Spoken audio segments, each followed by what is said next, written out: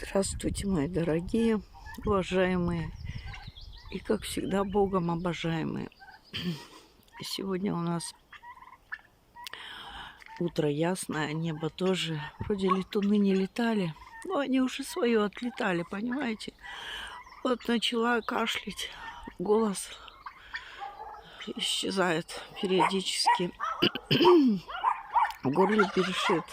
Вот началось, понимаете, я же не просто так вот возмущаюсь, да, потому что мне плохо после этих вот взлетов, этих бесконечных распылений. Обязательно на легкие отражается, потом дышать не могу. Вот кашель начинается. И что это вот такое, а? Кто, видно, как реагирует? Я вот так, поэтому я возмущаюсь. Но мы же здесь живем. Почему же мы должны молчать и терпеть эту гадость?